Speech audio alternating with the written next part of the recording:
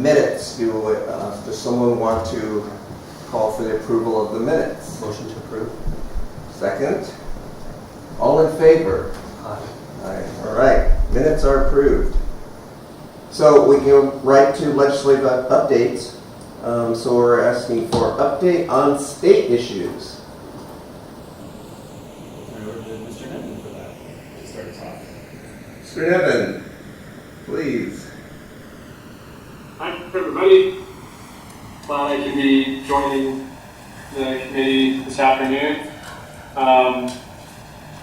And so just, a couple of legislative updates that I want to get on everybody's radar really quickly is that we have just passed the spot bill deadline on Friday last week for the Assembly side. And with that, prior to the spot bill deadline, we had almost 1,000 bills that were still in spot bill form.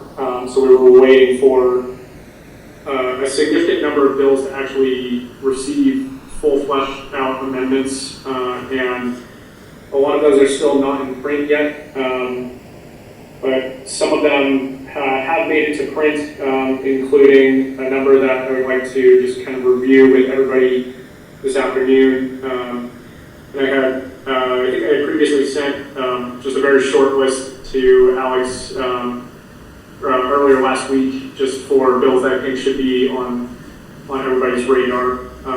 Primarily the Education TK through 14 Bond Act, which includes essentially the same language as was included in AB 75 last year by Assemblymember O'Donnell. It's being carried this year by the Assembly Education Chairman, Albert Succi, and it would provide a slightly more favorable, actually a significantly more favorable distribution of the funding for community colleges, as opposed to what is included in SB 28's Education Bond Act, authored by Senator Glazer on the Senate side.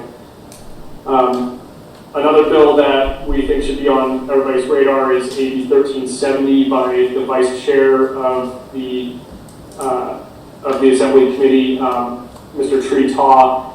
This is related to the Community College Economic and Workforce Development Program, and to our understanding, this is sponsored by the State Chancellor's Office and is geared towards improving the economic and workforce mobility of community college students as they matriculate between high school to community college and then onto the workforce thereafter. And then finally, SB 467. This is by Senator Portantino, and really the crux of this one is it's just making it a little easier for students who do not have necessarily citizenship status or undocumented residents of the state of California to more easily pass background checks without requiring an individual taxpayer identification number. So we want to ensure that all of our students have a fair shot at getting apprenticeship or internship training through these programs at community colleges. And since I had sent this list, we've recently seen a couple of other bills get amended out, including AB 25 by Assemblymember Kevin McCarty. And initially this was labeled as the Debt-Free College Act. Now, according to the amendments, it will essentially just bolster what is provided in the middle class scholarship by waiving the amounts that count towards consideration of the middle class scholarship to exclude emergency aid funding. So it ensures that students who receive emergency aid funding are still eligible for the full amount of the MCF. So those are primarily the four bills that we believe should be on everybody's radar, and we'll leave it up to superintendent and the committee as to what official positions that you guys would like to take for these bills. Now, in terms of the legislative process, we're just getting to the first of our Assembly Higher Education Committee hearings. Starts tomorrow afternoon, and they continue up through the policy committee deadline of April 28th to get all bills out of the policy committees. Thereafter, we have up until May 19th to get any bills out of the appropriations or fiscal committee. And then 2 weeks after that, we have to ensure that all the bills that are in the first house reach off the floor to the second house. And then we start the process over again in the second house, beginning with policy committees. On the Senate side, the word that we got from leadership is that they have 1 extra week, so to the end of this week, to finish up with getting amendments done for spot language. So we're still waiting to see some of the Senate bills receive their full amendments. And once that's done, we can provide the committee with another update on legislation. As for any bills this year, the instruction that hasn't necessarily been written out, but is kind of a known instruction is that any bills that reach the governor's desk or reach the appropriations committee and have an appropriation but do not carry a funding source identified in the bill itself, most likely will not be passed. Just given the current state of California's, and I'm going to put this in quotes, our budget problem, budget issue, budget crisis, whatever we want to call it. So any bills that carry appropriations without funding source identified, they're likely dead on arrival on the governor's desk, unless it is a specific priority bill that the governor has requested or that leadership has requested to be their priority for the year. So that's kind of the legislative update that we have. And again, as we start getting through more of the policy committees over the next couple of weeks, we'll be sure to provide updates as we go with which bills have passed, which ones have been amended, and which bills are seemingly not going to make it out of the first house this year. Thank you, Mr. Nevin. Any questions? So the message there is any bill that goes through has to be cost neutral. It either has to be cost neutral, or a couple of things: either cost neutral, no cost at all, or it has to have, like a specific identified funding source. Right. And at this point, there's not very many that do. Like for instance, the Bond Act, raising funds through selling of bonds. But outside of bond proposals, there's not too many that actually identify a funding source or reappropriate money that hasn't been previously encumbered by the state in a budget act of prior years. So a lot of the focus is getting non-fiscal bills out this year. But if there are fiscal bills this year, then a lot of offices have the hope that the bill gets held this year, and then next year, fingers crossed, if the budget is better, we may see a better luck with getting those fiscal bills out. And is there any further talk about the COLA for next year and its application across the board to all of the programs? Has there been any movement or chatter about how the governor's January proposal is looking? So there hasn't been any, there's been no official action taken or official discussion. However, it has been brought up in subcommittee hearings, mostly on the Assembly subcommittee side, on the Assembly budget subcommittee side. It's been questioned to the Legislative Analyst's Office and to the Department of Finance by some of the subcommittee members. Are we legally allowed to give a less COLA than what's in statute? Can we provide that COLA to other programs if it's a lesser amount? And what to any extent, how far down are we allowed to go? So the questions have been posed, the answers have been given as vaguely as possible by Department of Finance. LAO has mostly answered those questions by saying, yes, you are legally allowed to do that, without really giving any directive to the legislature, yes, you should do that, or no, you shouldn't do that. But yes, those questions have been brought up in subcommittee during the hearings. Okay, and I have one last question. So I know that there's a bill to make Lunar New Year holiday a state holiday. And that is actually considered requiring funding. Or does it not? Because I think the suggestion is that entities within the state who give the 4-day weekend, you know, the 2 President's Days, would repurpose one of the President's Days to be in alignment with Lunar New Year. So would that make it a cost-neutral bill?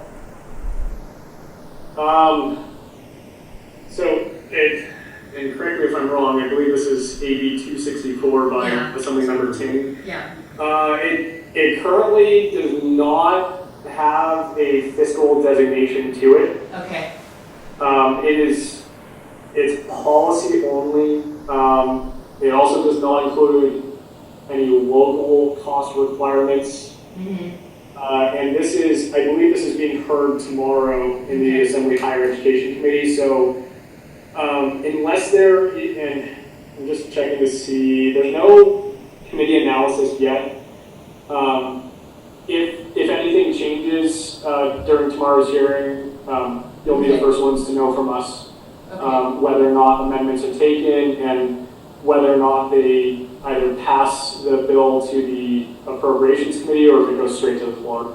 Yeah, I'm just curious about it because I think that cost neutral or identify another pot of money to pay for things is going to be a high wall to climb for legislators.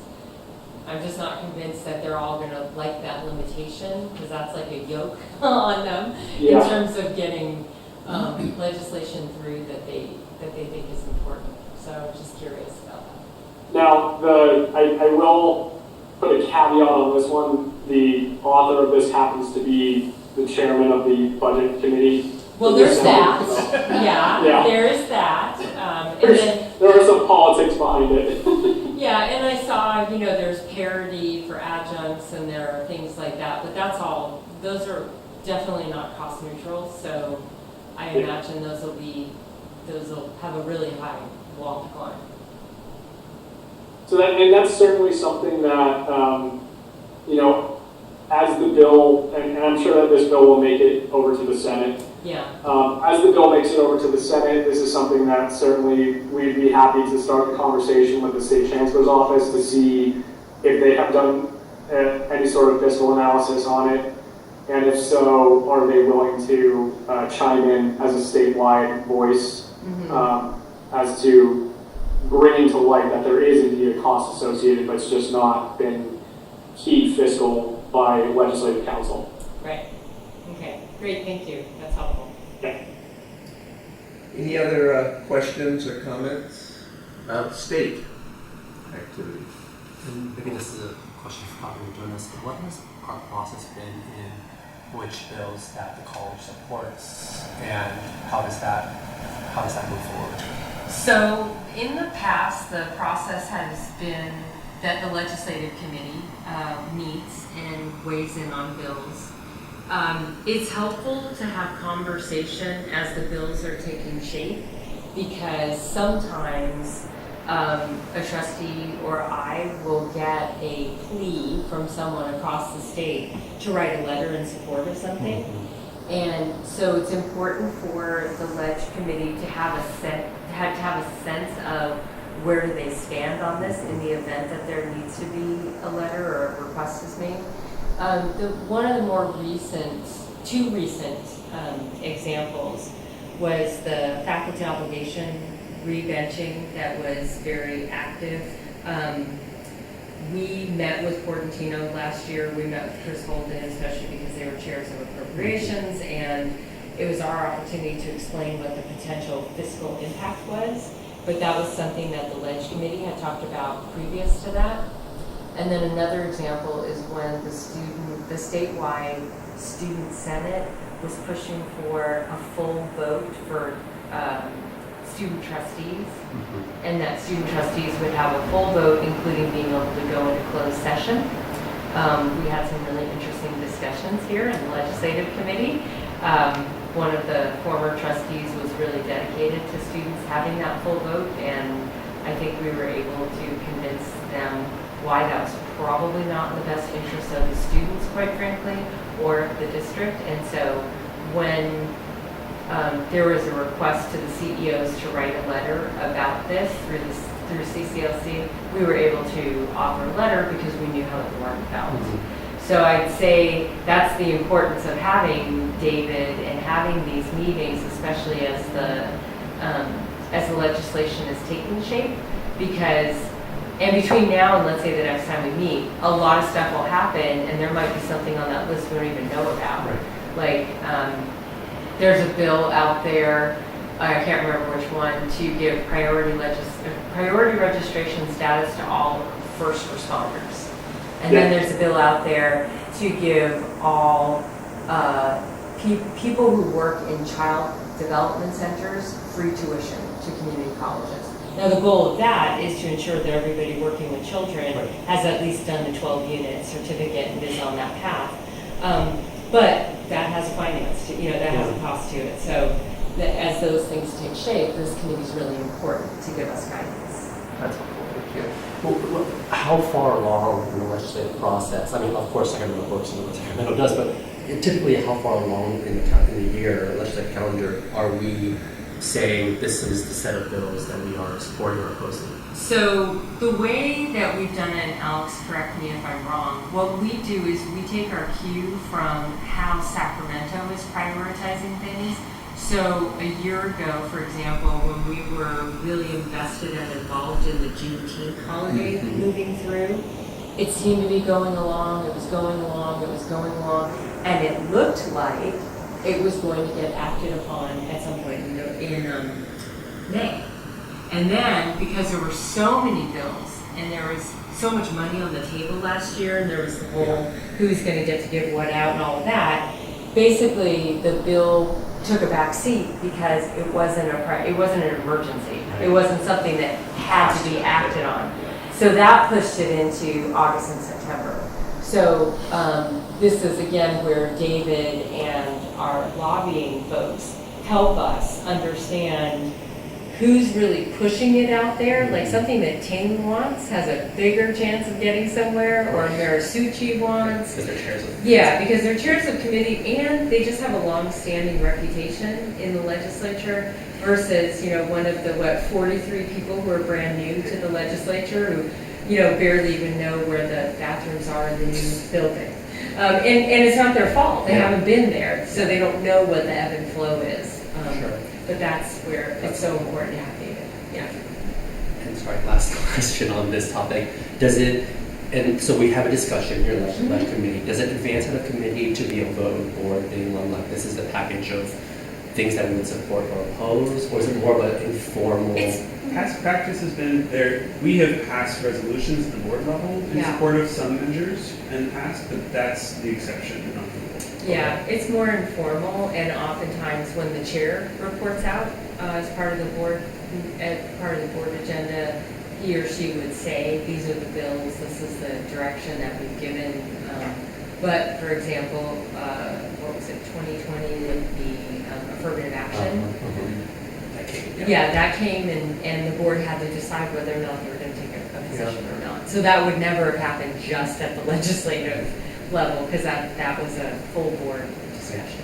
And Superintendent, if I can chime in for a second. So Trustee, there are every now and then, there's a bill that gets through the legislative process within quite literally a day. And it's not the timeline of those types of bills, especially towards the end of session when, something in particular comes up that is the focus of just a particular group of the leadership and they want to get passed ASAP. They'll suspend the rules to get all the committees taken care of in one single day.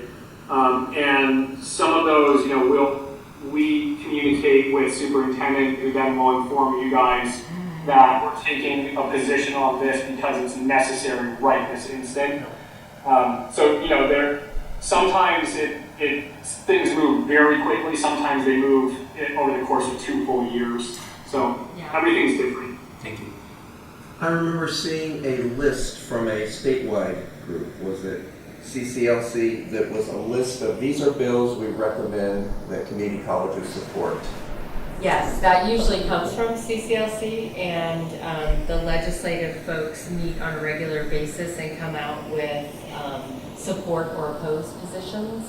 And I haven't seen a recent list. Have you seen one, David? Other than the one I last saw had to do with the budget and not really the bills. We talked about it during the CEO meeting a couple weeks ago, but they were very much in the formulation stage of that list. Yeah, we haven't seen one from CCLC in an official capacity, but the state chancellor's office has one with their recommendations that we can certainly provide to you. Great, thank you. Yeah, I think the last CCLC I saw was kind of late in the process. Yes. It was like, okay, the votes have to happen within the next month, and Right. here's what we recommend you should support. Yeah, and the way that those lists get compiled is, CCLC obviously goes out and lobbies, but then they also meet with the trustee board, they meet with the CEO board, and they try to get guidance. And it's not always unanimous, and especially when you're dealing with what CCLC is promoting, it's not always in alignment with the chancellor's office. And so it's important to look at both the sources of information, because they might be different. Right. Anything else for David? Anything else you were? Did you want to talk about 928? Oh, yeah, so 928, what's happening right now with Assembly Bill 928 is that, as you know, there's the issue about the general education pattern and the community colleges losing Area E. As far as the UC is concerned, it's a done deal. The Academic Senate of the UC has already accepted it, as this is Cal GATSE. The CSU is still very much up in the air about it, because they haven't, I think they're trying to hear what our concerns are, so they haven't officially made a decision, and they don't have to make a decision until May 31st. But there's a wrinkle on the CSU side, and that is that there is recent conversation right now about CSU potentially getting rid of the American institutions requirement and having it as a graduation requirement instead of a course, which has sent history and political science departments in crazed, because that's so they've talked about two things: either making it a graduation requirement or changing it to an upper level requirement. And that would help with what was required to reduce from Cal GATSE from 39 down to 34, because the American Institutions does take up one of those social sciences classes. But if it becomes just a requirement or at the upper level, it doesn't have to be covered in that lower level. So that's kind of swimming around out there. And we have of late had a little bit of success talking with Assemblyman Berman, who was the author of this bill. I think he's seen some presentations that have talked about what is the actual impact, what are the unintended consequences.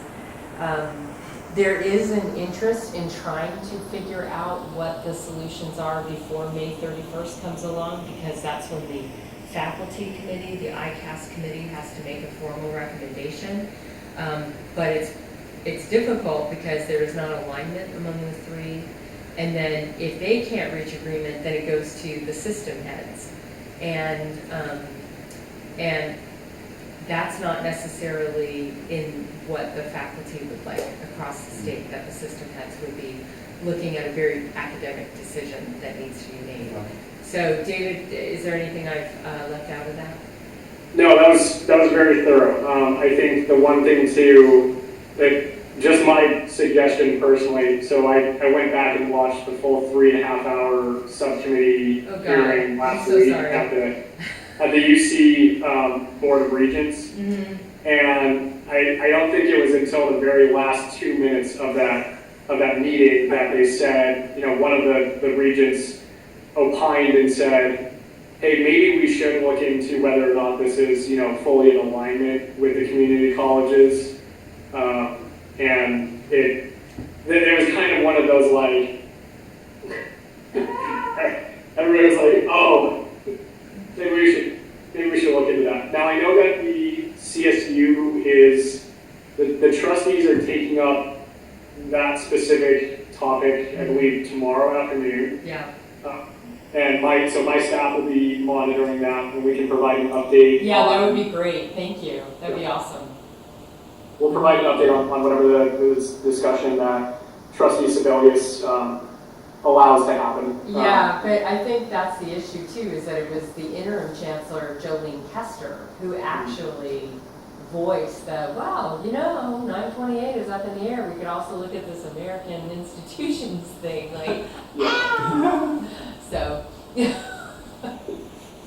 So, yeah, we have some, and I can pass along some notes from Okay. the UC hearing last week. Yeah, that'd be great. Thank you. Yeah, we'll also pass along whatever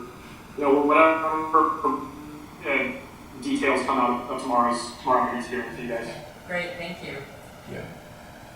Yeah. Do we have any indication what the systems heads might do if it falls to them, or is it still completely up in the air? No, it's really up in the air because it's up in the air because you do have an interim chancellor at CSU, and it's partially up in the air because we're in between two chancellors, the interim and then the permanent one. Now, the permanent one coming in is on the board of the Campaign for College Opportunity, and they're the ones who pushed this bill.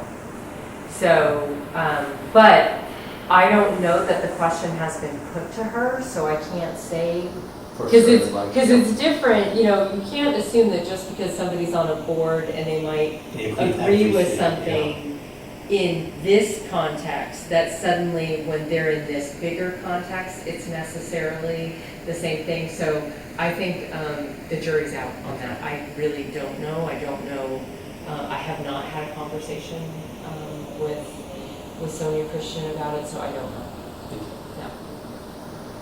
Anything else for state or I David? have a brief one. AB 610 is the student transit pass bill that has been working through. This is Senator Holden's bite again at the apple of getting student transit passes for K through 14. We've been approached a few times, I think I mentioned before, by Move LA and other advocacy groups to help join in their work. And we continue to have conversations with those groups.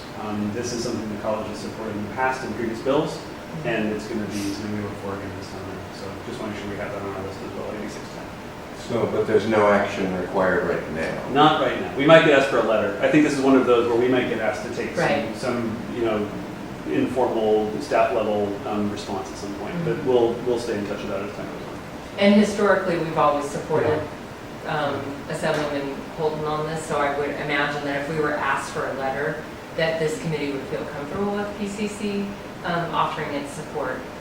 Well, we said it when we were in Sacramento. So. Yes, exactly. We did. We said it when we were in Sacramento. Yeah. Right. Absolutely. Okay. Great. Anything else for? We'll say that this bill flew through policy committee.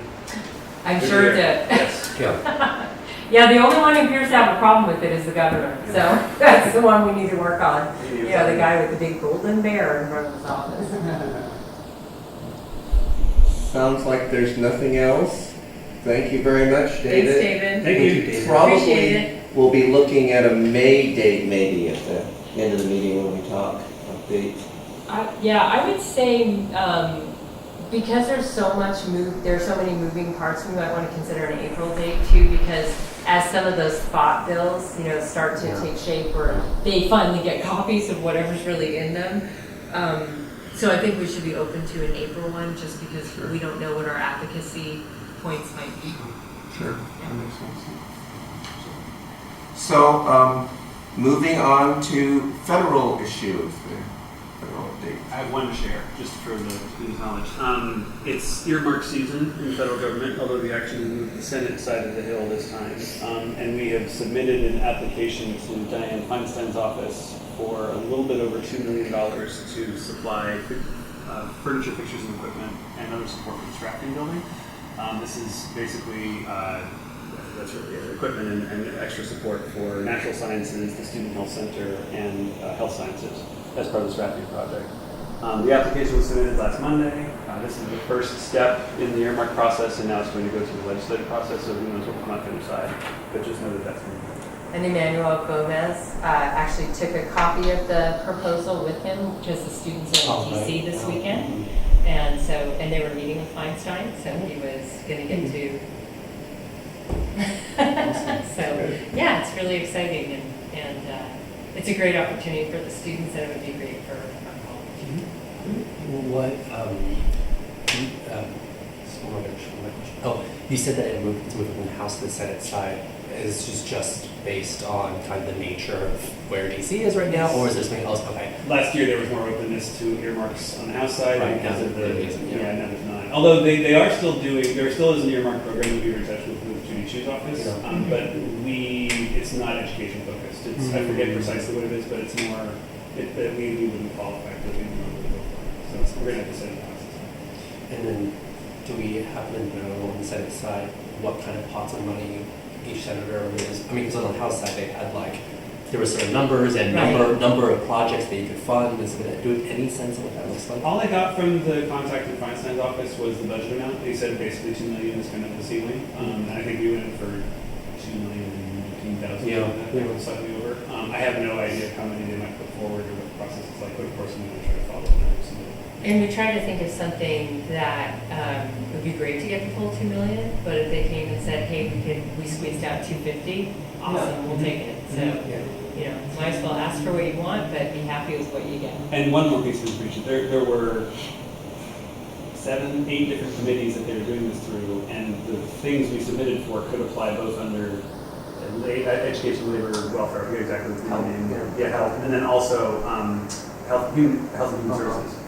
Because it was a nursing, the fact that we're teaching nurses is helpful because we did apply for either of those pockets. So hopefully they give us some. I know this is the first meeting we've had since there was a visit to Washington from trustees and students. Was there any kind of report from well, the one person who was there in the room, go for it. Well, I think that's a good point. That feels like such a long time ago. I had to remap my brain. I think it was a productive visit. We visited Congress members Chu and Schiff, thank you very much. And a couple folks were able to visit Senator Padilla, which I heard was a very interesting room because it was basically all the California community colleges that were meeting with him in one massive room. But we shared our national priorities, which really align with what CCLC has presented at the federal level. And we have the 2 members of Congress that we talked to that are very receptive to our institution and the work of community colleges. So it certainly wasn't like trying to convince someone on something that they weren't already convinced about, but just reinforcing some of the needs for reforming the Pell Grant, talking about federal work study programs, and things like that. So it was a good visit, I think. Thank you. That's it. Meeting schedule. So I heard the idea of April. That certainly seems worth everything. Yeah, so I think maybe what we could do is know that we're thinking about an April meeting. Alex and I can stay in touch with David and get a sense of when he thinks enough has built up, or maybe CCLC has come out with a couple of positions, and then that would be a good time. So we'll target something in April, but know that it'll be purposeful. Sounds good. Any proposed future agenda items?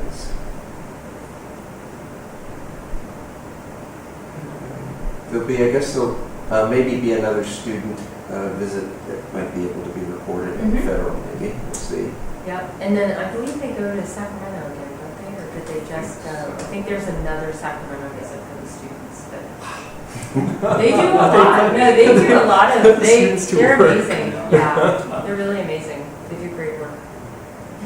This is maybe not an agenda item, but I think maybe it would be interesting to see the list of bills that we supported in the last cycle to see where they are. Sure. If they most likely all of them reintroduced in one shape, way, or form. Obviously, we talk about transit early, but I think it'd just be useful to know where they are. I remember. I think a lot of ours that we supported got chapter. Yeah, they did. Yeah, there was a bunch that we remember in the last meeting last meeting that we had last year, we talked about that, but the ones that work. Right. Well, then the meeting stands adjourned. Awesome, thank you, good job. Thanks, folks.